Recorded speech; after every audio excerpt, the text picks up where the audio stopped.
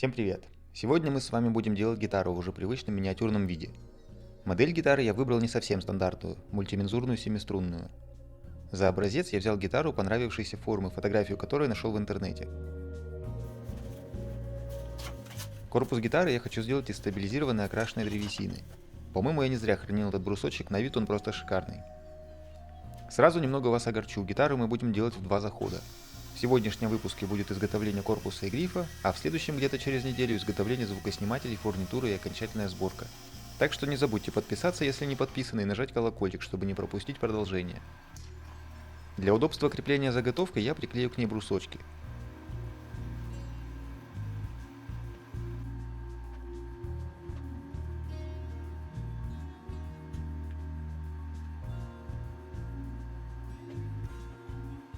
Клей быстро сохнущий, поэтому можно без особых задержек продолжать.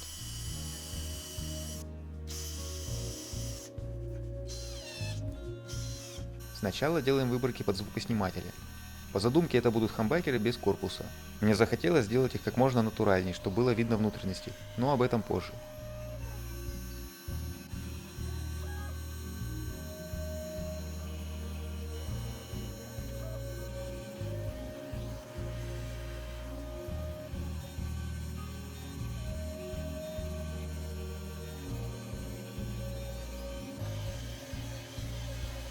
Сквозные отверстия под струны я решил немного приукрасить каймой из черного дерева от Себастьяна Перейра, торговца черным деревом.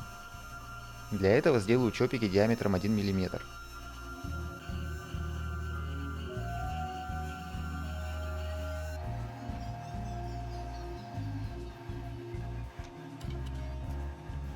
Сейчас вы наблюдаете редчайшее явление, я и ручной инструмент. К слову сказать, пилки для лобзика отвратительны, видимо не зря они стоят 100 рублей за килограмм.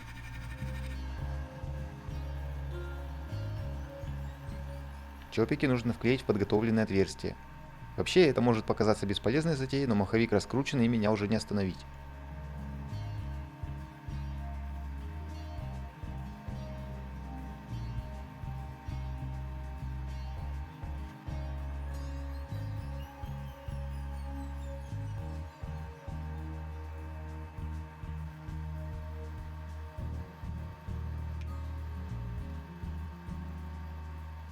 После того, как клей немного подсох, можно срезать излишки.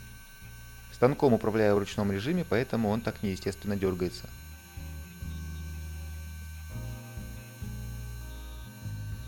Для чистовой сверловки сквозных отверстий используем твердосплавное сверло диаметром 0,8 мм.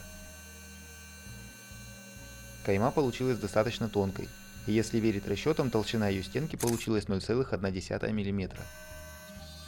Сейчас обрежем корпус по контуру, и пока что работу с ним можно закончить.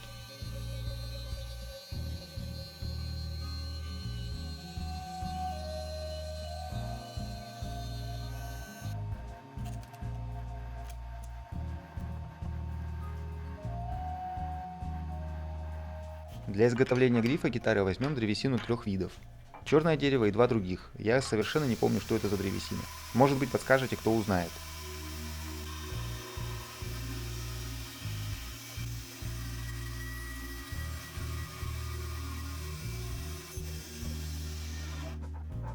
Думаю, вы догадались, что из черного дерева будет сделана тонкая накладка.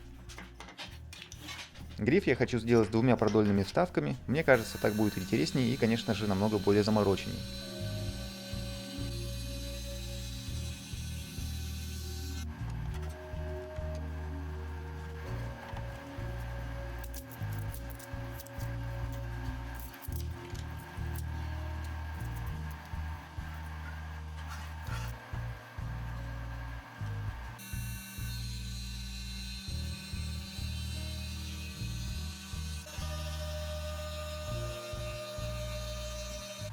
Может показаться, что нужно было делать наоборот.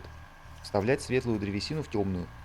Но нелогичность моих действий обусловлена диаметрами и рабочими длинами фрез, которые имеются в моем распоряжении.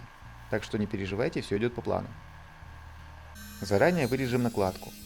Толщина ее будет порядка 0,5 мм, но уменьшать ее мы будем немного позже.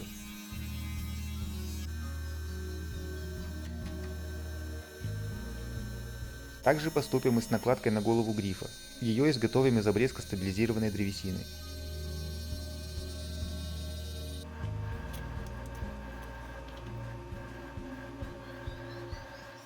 А теперь необходимо закрепить заготовку грифа. С ней предстоит кропотливая работа. Первым делом сделаем базовую плоскость, на которую будет наклеена заготовка накладки.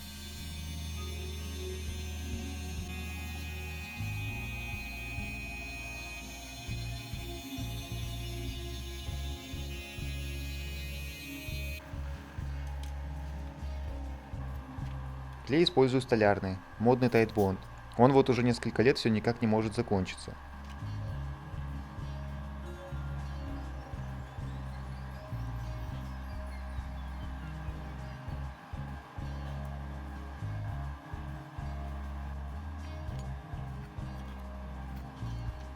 Прижимы, конечно, слегка колхозные, но этого более чем достаточно в данном случае.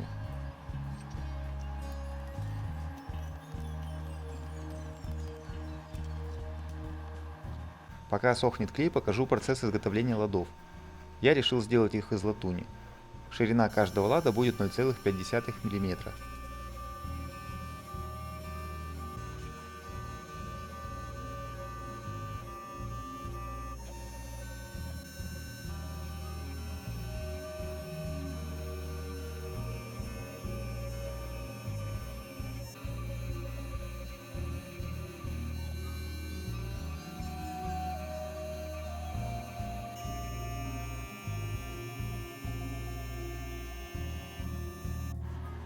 Лады оставляем на тонкой подложке, чтобы было удобнее с ними работать и не растерять.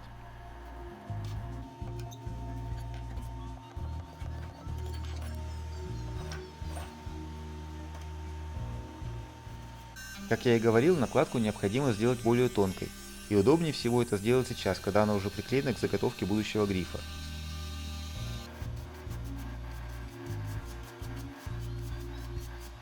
Чтобы сделать пазы для ладов, потребуется микрофреза диаметром 0,5 мм. Такие фрезы я заказал на AliExpress, ссылку на них оставлю в описании под видео.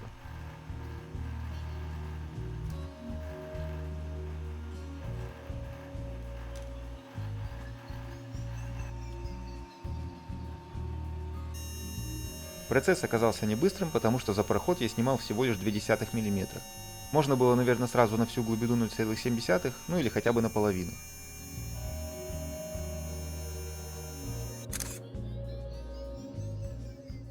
Пластину с ладами я приклеил на эпоксидный клей. Здесь этого не показываю.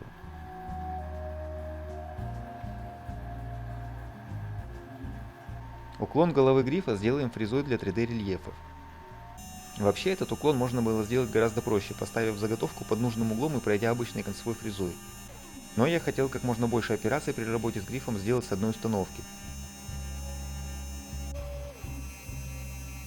Учитывая, что на голове тоже предполагается накладка, то нужно ее наклеить и произвести повторную операцию фрезеровки уклона, но уже выше на 0,5 мм по толщине будущей накладки. Долго, зато с гарантированным результатом.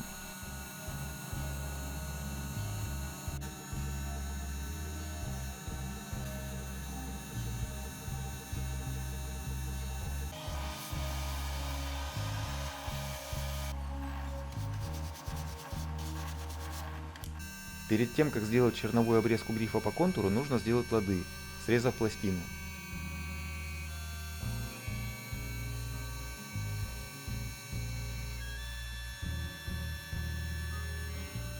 Фрезерую таким образом, чтобы лады выступали над накладкой всего лишь на 0,2 мм.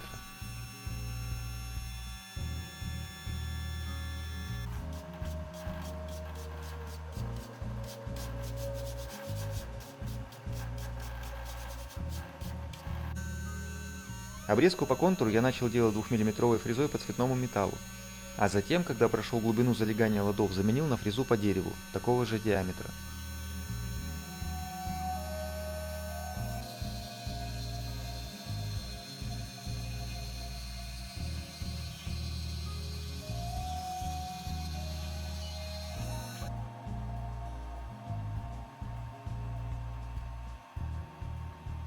Контур прорезаю не до конца, чтобы гриф удерживался в заготовке, так как необходимо будет ее перевернуть и обработать с другой стороны.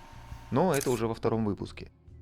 Также вас ждут токарные работы с ЧПУ по любившимся мне способам, с помощью подмены осей и понятий, поэтому не пропустите вторую часть. А на сегодня у меня все, всем спасибо и пока.